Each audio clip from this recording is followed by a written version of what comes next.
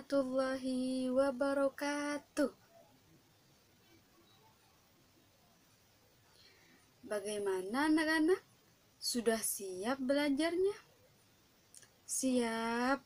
Masya Allah, Alhamdulillah, luar biasa.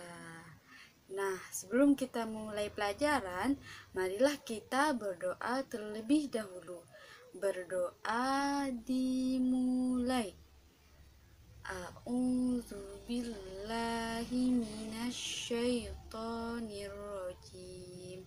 Bismillahirrahmanirrahim. Raditu billahi robba wa bil islami dina wa bi muhammadin nabiyya wa rasula. Rabbi zidni ilma warzuqni fahma birahmatika ya arhamar rahimin. Amin. Nah, Ibu absen dulu ya anak-anak. Apakah ada teman-teman yang tidak masuk pada hari ini? Ada? Kenapa? Oh, sakit. Nah, kita doakan bersama-sama semoga teman yang sakit cepat diangkat penyakitnya oleh Allah Subhanahu wa taala dan cepat sembuh agar bisa belajar bersama-sama kembali. Amin. Amin ya robbal alamin.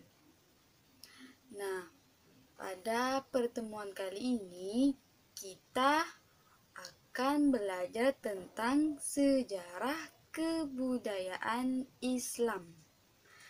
Nah, pada pelajaran SKI ini yang akan kita bahas adalah upaya Nabi Muhammad atau Rasulullah Shallallahu Alaihi Wasallam dalam membina masyarakat Madinah.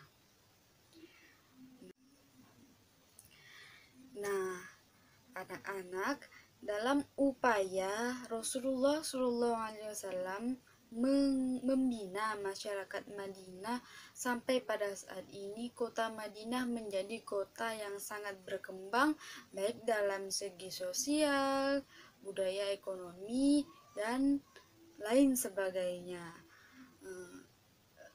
Dulu sebelum masuknya perkembangan Islam, kota Madinah itu disebut atau namanya adalah kota Yatsrib. Nah, kota tersebut memang sudah menjadi pusat perdagangan Islam dari sejak dulu sampai saking berkembang pesatnya kota tersebut sampai banyak nabi-nabi bahkan para sahabat yang dimakamkan di kota tersebut.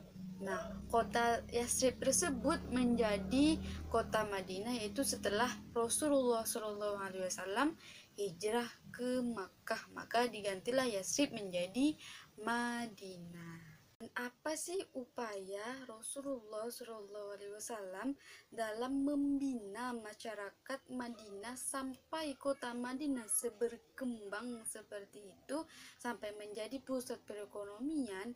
Tentunya yang salah satunya yaitu pertahanan di kota Madinah. Jadi Rasulullah membuat pertahanan di kota Madinah, diantaranya seperti membentuk pasukan tentara, membuat rencana peperangan, harta perang, tawanan perang, dan peperangan kaum wanita dan dengan kaum laki-laki. Tak hanya itu, Rasulullah juga membuat perjanjian dengan kaum Yahudi yang tinggal di kota Madinah tersebut. Di antara perjanjiannya yaitu adalah yang pertama kebebasan beragama. Jadi Rasulullah membuat perjanjian bebas beragama. Nah, selanjutnya yaitu agama Islam maupun agama Yahudi yang ada di kota Madinah tersebut harus saling tolong-menolong demi menjaga keutuhan dan ketentraman di kota Madinah. Nah, selanjutnya penduduk harus mematuhi dan mentaati mentaati peraturan atau kepemimpinan yang pada saat itu dipimpin oleh Rasulullah Shallallahu Alaihi Wasallam sendiri. Anak-anak, untuk mengetahui materi selanjutnya, marilah kita bersama-sama menonton video pembelajaran berikut ini. Bismillahirrahmanirrahim. Kita akan belajar tentang pembinaan Nabi Muhammad SAW terhadap masyarakat Madinah.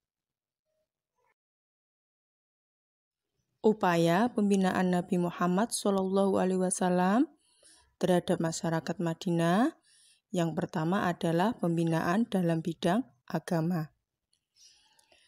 Pembinaan dalam bidang agama ini adalah Nabi Muhammad SAW membangun tempat ibadah sebagai pusat aktivitas bagi kaum muhajirin dan ansor, yaitu apa? Yaitu membangun masjid.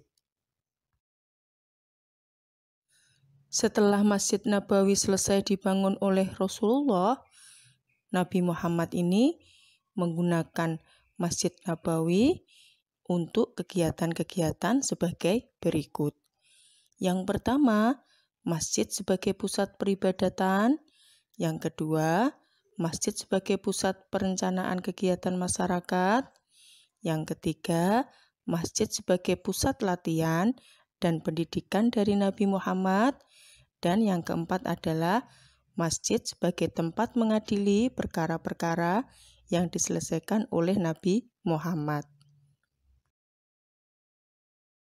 Pembinaan pada masyarakat Madinah yang kedua adalah pembinaan dalam bidang sosial. Nah, pembinaan dalam bidang sosial yang dilakukan Nabi Muhammad adalah mempersatukan kaum muhajirin dan kaum ansor. Tujuannya apa? Tujuannya adalah menghilangkan fanatisme jahiliyah dan untuk membela Islam, serta penghapusan perbedaan keturunan, warna kulit, dan daerah yang sudah menjadi tradisi pada zaman itu.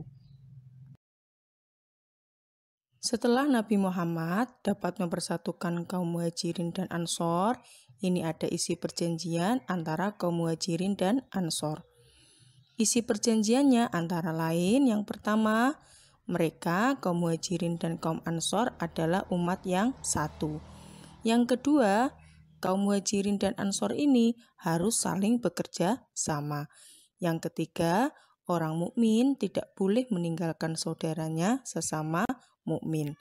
Dan yang keempat, orang mukmin harus melawan orang yang berbuat zalim.